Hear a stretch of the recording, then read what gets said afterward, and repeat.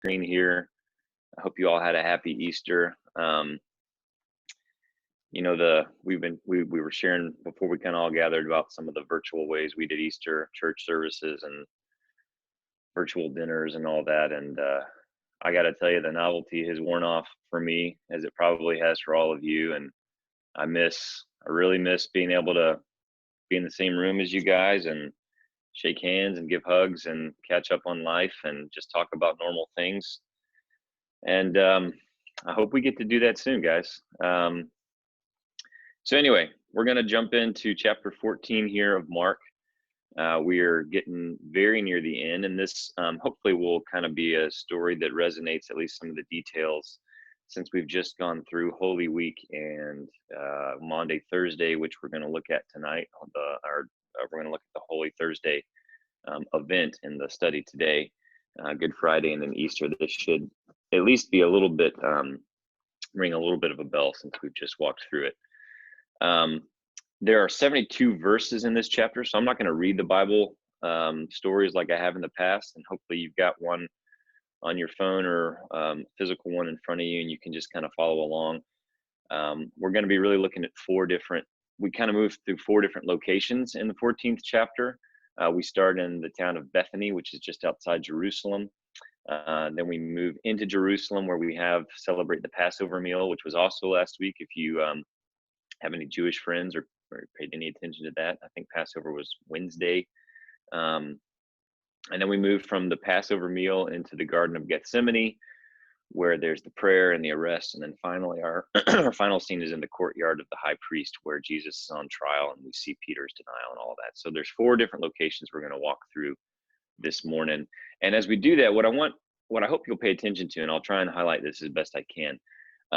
This is something that Mark does a lot in throughout the gospel, and I don't think we've talked a whole lot about this kind of writing strategy or narrating technique, but he likes to frame things. So a lot of stuff that Mark does in the gospel works kind of with 3 frames. So you kind of have the central frame, which is the main action, the main point that Mark is trying to get us to focus on and see and hopefully emulate.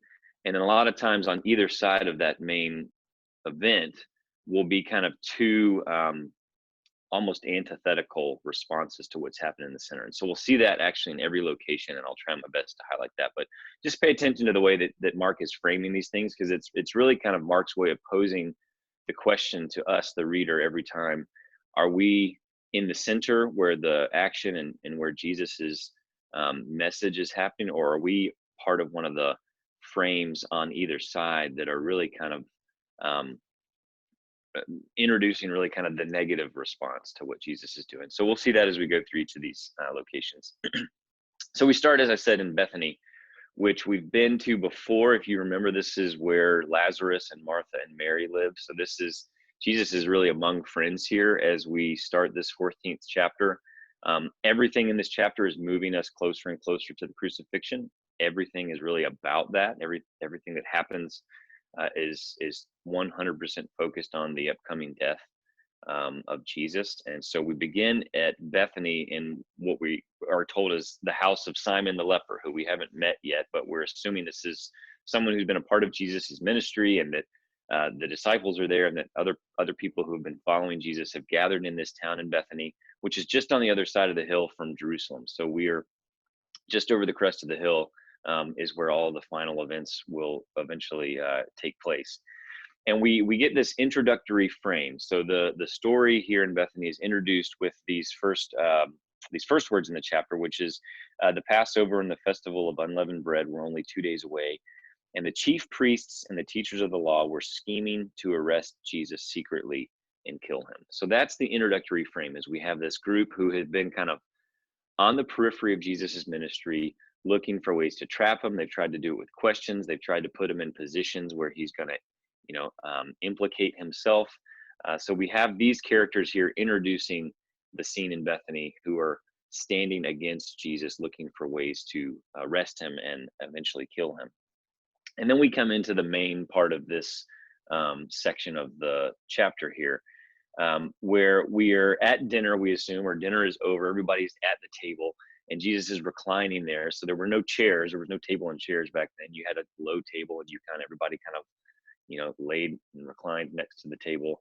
And this unnamed woman comes, who I guess we can assume is somebody, maybe this is Simon the leper's wife, maybe this is someone who's just a part of the household, but obviously she feels comfortable enough where she is to come and to begin, without a word, anointing Jesus with this perfume, with this oil, that we're told is very expensive. Later we're told it's 300 denarii, which is basically 300 days wages. So it's almost a year's worth of income that this perfume cost. And she begins to pour out the entire bottle over Jesus. Now what's happening here is there's really it's kind of dual symbolism is what's going on here. There's two things in the Old Testament, two characters that would have been anointed with an oil like that. One is kings. So we read about Saul and David and others, Samuel the prophet coming and anointing their head with oil. So this is a sign that Jesus is the king. Another way of Mark saying to us that Jesus is the one who was prophesied to come, the king of Israel. But the other thing that is anointed in the Old Testament is bodies for burial are also anointed. It's so there's this kind of, it's leaning towards Jesus being the king, but we're also being reminded that this is a story, as Jesus has been saying for the last 6 chapters, this is a story that is leading him closer and closer to his own death. So this is this very extravagant display of worship that this woman leads the group in, that nobody else participates in, but she is uninhibited and worships Jesus in this extravagant way, anointing his head, anointing his feet. And as often happens when really any of us probably see someone worshiping without restraint and in an unusual way, people begin to complain. Maybe you have been in situations where you're used to very high church worship and you hear about people down the hall worshiping with guitars and drums and very uninhibited, and complaints begin to arise, right? And we hear an unnamed voice. The other gospels say that it's Judas who speaks up and says, what is she doing? She could have used the money from selling this expensive jar of perfume, and we could have given it to the poor. So we have this kind of criticism raised, and Jesus responds to this. Jesus' response to the criticism is essentially to shut up, leave her alone. She is doing what she can. She's anointing my head. She's preparing me for my burial. Basically, Jesus is saying she gets it. She's worshiping. She understands what's going on. Everybody else who's critiquing this, it's not a genuine criticism. And we know that about Judas. We know Judas is the money holder for the group. So we kind of can infer that he's, probably was wanting this perfume to be sold, not so much to give money to the poor, but so that he could pad his own wallet a little bit. And people are just criticizing because they don't understand. And so we have this kind of issue that's set up with this event here. And the closing frame here, let me go ahead and say that, the closing frame in verses 10 and 11.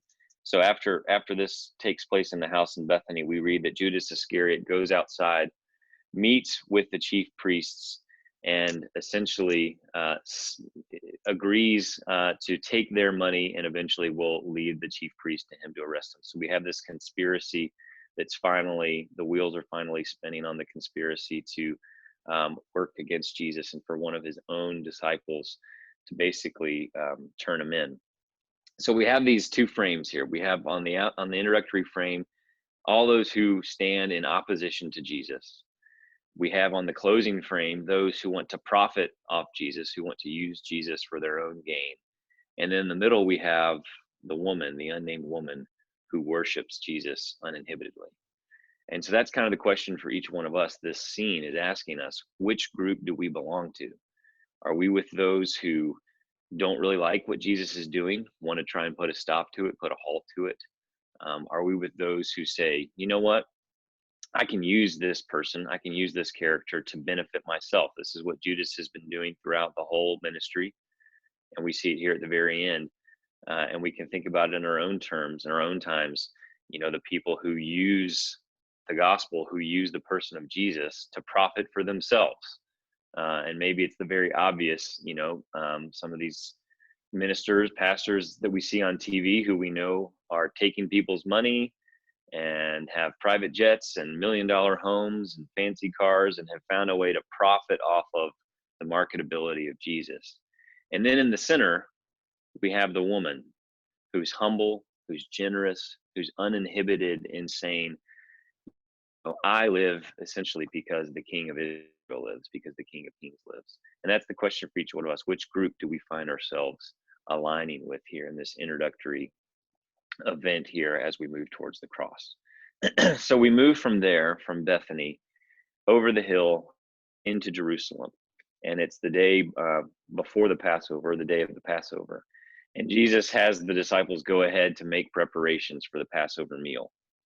This would have been happening all over Jerusalem. People would have been coming in and essentially having to go to the market to get the supplies that they need, and then really find a room to rent, a room to lease to be in Jerusalem for the Passover festival. Thousands of people who don't live in Jerusalem would have been coming. You can imagine this big festival, people renting out their upper rooms. This is where Jesus' disciples find a place for them to be, is in the upper room of some unnamed house somewhere in Jerusalem. And remember that this meal, if we go all the way back to the first chapter, hopefully you remember me talking about the fact that a lot of what Jesus is doing, especially in the Gospel of Mark, is reenacting the Exodus story, which you remember is the story of the Israelites, the Hebrews, being slaves in Egypt, and God hearing their cry of oppression and coming to set them free. And God sends this emissary, this ambassador, this prophet Moses, to lead them out of out of Egypt into the promised land. And all throughout, there's the 10 plagues that you remember. There's the wandering in the desert. There's the parting of the Red Sea. We've seen some of these places where Jesus has kind of been reimagining and reenacting this whole Exodus story. And finally, we come to the Passover meal, which was the meal that God instructed the Israelites to have on the night of the 10th and final plague, which was the killing of the firstborn sons of Egypt.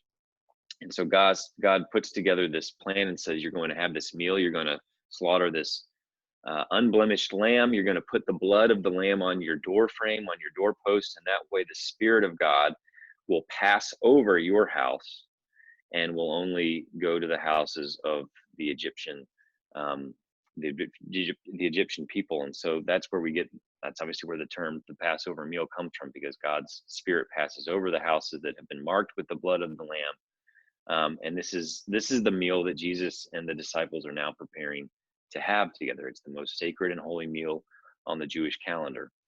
And the introductory frame then, as we come to this meal and come to this time of meeting, Jesus is sitting with the 12, and this is how the story is introduced. He says, "One of you will betray me, one of you who is eating with me." So that's our setup here, is the disciples have gathered for this meal, and Jesus says, "One of you is going to betray me." Then we move into the mealtime. And this is where Jesus really does something that for us who maybe have lived as Christians all of our lives, or for most of our lives, and have gone to communion after communion, we kind of lose the reinterpretation of what Jesus is doing here. We obviously remember the words from the center of the meal here. "This is my body broken for you. Take this in remembrance of me." That's what Jesus does with the bread. And then after the meal, Jesus takes the cup and says, "This is my blood of the new covenant, poured out for you for the forgiveness of sin. Take this as often as you do in remembrance of me." So we know those words. We've heard them hundreds of times, but we forget that Jesus is actually reinterpreting and reimagining acts of the Passover meal that the disciples and Jesus would have been used to having their whole lives.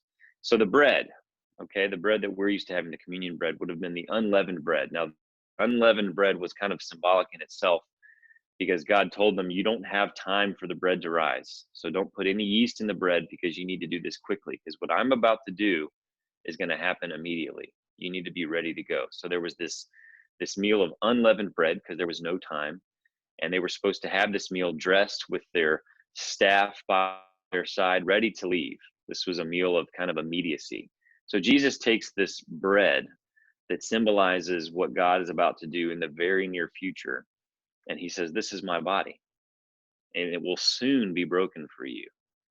And when you take this bread, now don't remember any longer the bread of the Passover meal. You remember me and my sacrifice for you. They wouldn't have understood this at the time.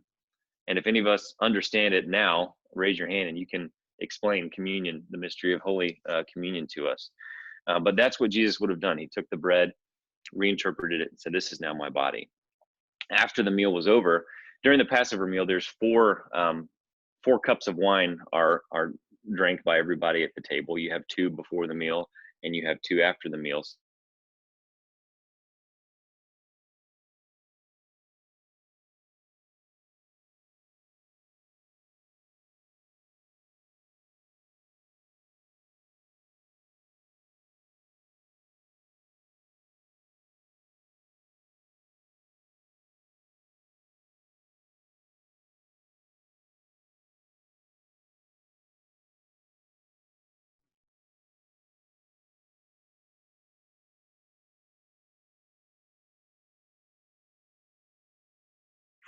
I think we lost him, right? Who's got Josh's notes and just wants to jump right in there? Yeah, perfect. Just start at communion. I got kicked off. I don't know why, what happened there. So, can everybody hear me? All right. So, so Jesus takes the cup. He says, "This is my blood of the new covenant." The old covenant, as I was saying, is the sacrifice of animals to cover the sins of the people. Jesus is now saying, essentially, I am the sacrificial lamb, and my blood will cover the sins of all people for all time. So he's reinterpreted this Passover meal, this Exodus story, to say it's all about me. It's about me being God's son, coming as a sacrifice for you to save you and to save all of the world from the sins of humanity. So he's reinterpreted this whole meal, and we have kind of 4 names that I can think of for when we come to the table and share in this. We have the Lord's Supper, which helps us to remember that this is the meal that Jesus set for him and his disciples to share together.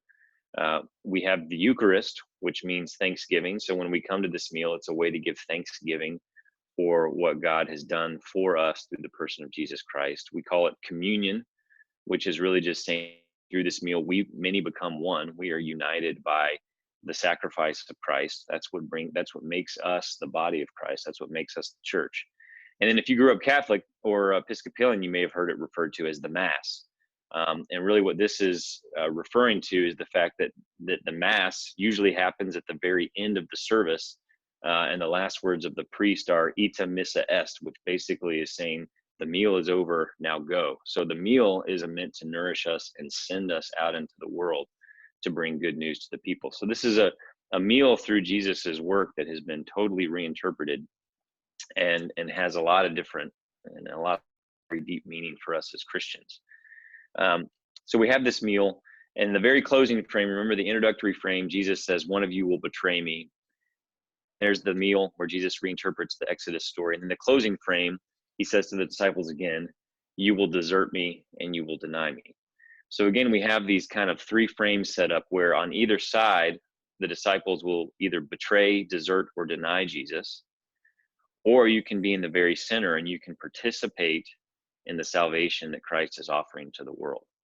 So we can participate in the work of Jesus Christ, or we can turn our backs on Jesus Christ, desert Jesus Christ, deny Jesus Christ. That's kind of what's happening around this meal and what Mark is inviting us to ask of ourselves.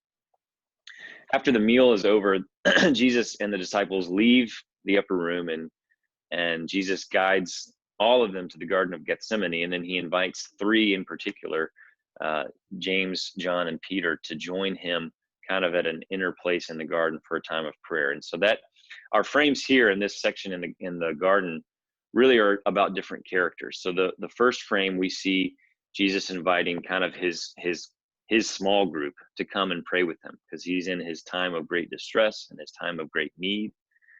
He knows what awaits him when he moves finally fully into Jerusalem, into the cross.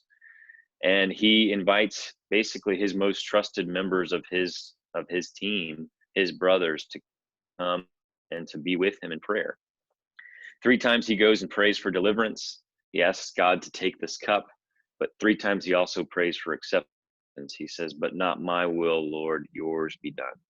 So it's a very real, honest prayer that we see. We see him really kind of his very human side saying, I don't want this to happen, but his very divine side saying, but it's God's will that needs to be done and not my own human will. 3 times he goes and prays. 3 times he comes back and he finds Peter, James, and John asleep. So our first 3 characters here are characters whose maybe their spirit is willing, but their flesh is weak. They want to be there for Jesus, but their bodies just won't let them do it. They keep falling asleep. Jesus goes and he prays with the Father.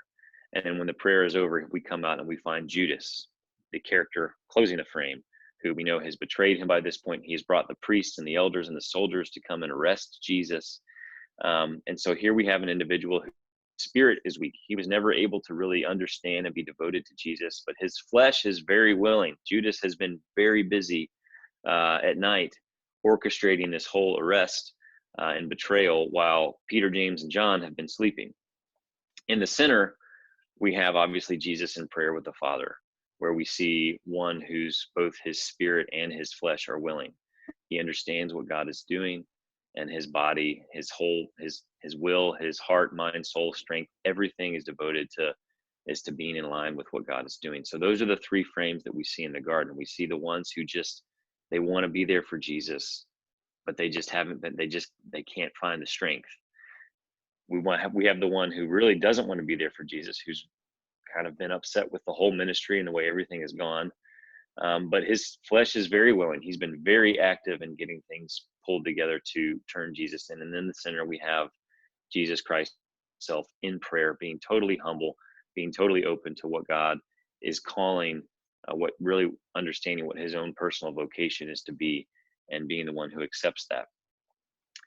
After the arrest, Jesus is taken into the courtyard of the high priest. This would have been near the temple, a section of the temple. And our introductory frame here is we see Peter following at a distance.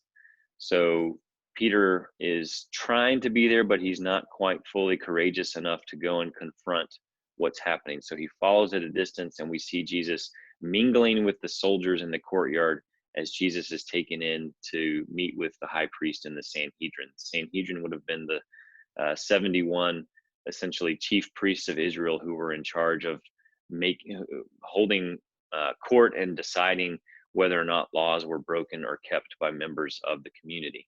So the Sanhedrin is gathered in the middle of the night. This is a very secret session of the court that they didn't want anybody to know about.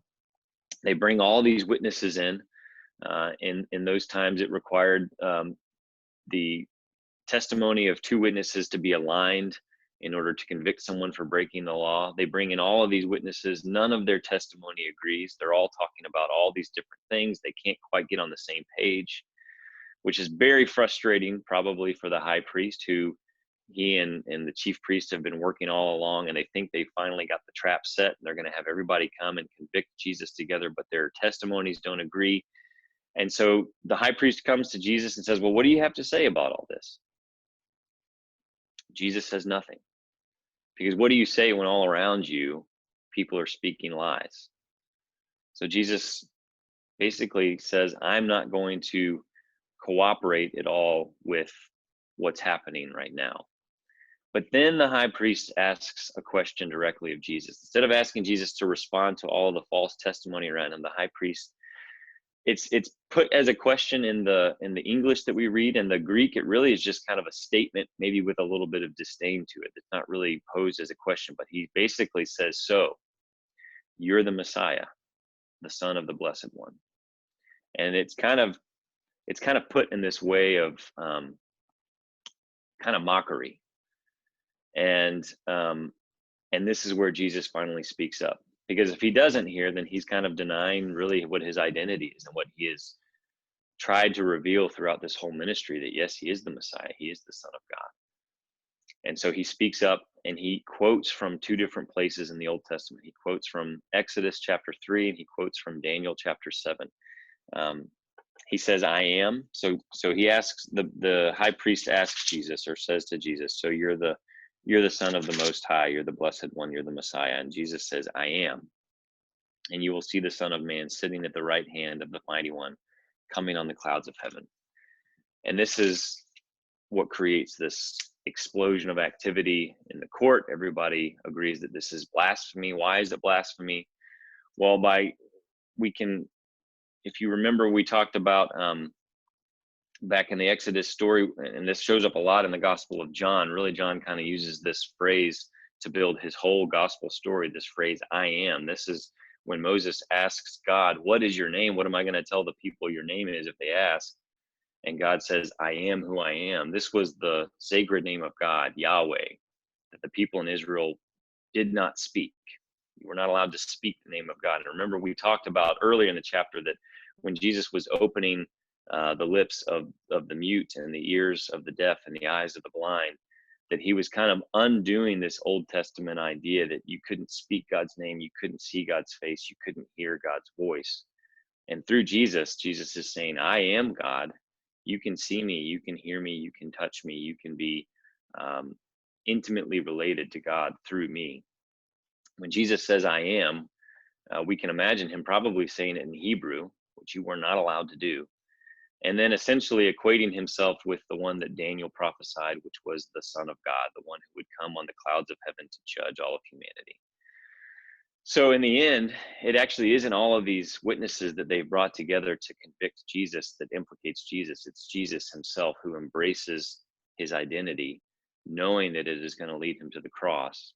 You can think about the courage that took.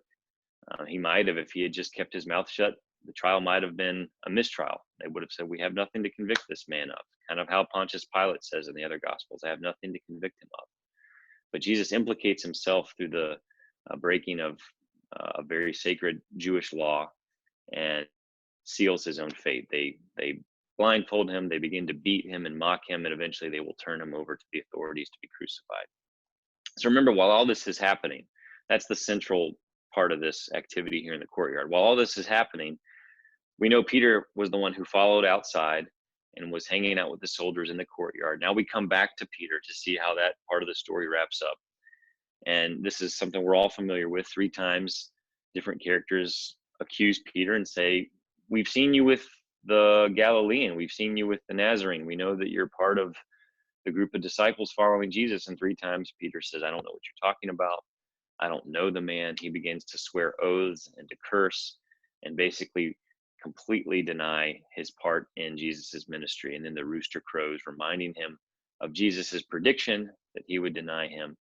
And that's what closes out this section of the story. So we have here this final section in the courtyard. The framing, kind of the way I see it, kind of works like this. We have fear on either side of what's happening with Jesus in the courtroom.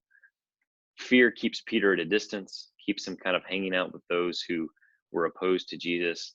And then fear at the end is what keeps Peter from, or is what leads Peter to deny even knowing Jesus. And then in the center, the one who should be most afraid because his fate is about to be sealed is the one who embraces his fate, who really kind of embraces this idea that that it is my death that will lead to life. And one of the teachings that many of us have probably heard many times from Jesus is those who seek to save their life will lose it. Those who lose their life for my sake will find it. Peter is seeking to save his life. He's afraid of what might happen to him. And we see him essentially lose his soul in this process when he realizes that he is denied the one who just a couple chapters earlier he had named as the Christ, as the Savior of humanity. And so we can think for ourselves, when does fear lead us to try and save our life instead of embracing really what this whole Easter story is about, embracing the way of the cross, the way of dying to ourselves in order that we might have the new resurrected life that God promises to us. That's what we see here happening in this final frame. So that's chapter 14. And we've got a few questions now to kind of hopefully continue getting us to go a little bit deeper in some of the events. And so I'll turn you over to your small group leaders. All right, I'm going to break everyone out here. I just posted, if you are a table leader, I just posted the questions in the chat. So please copy and paste those. I'm not able to post them in individual groups. So if you'll copy and paste them once you get into your small groups. Much appreciated. I'm going to go ahead and break these out now.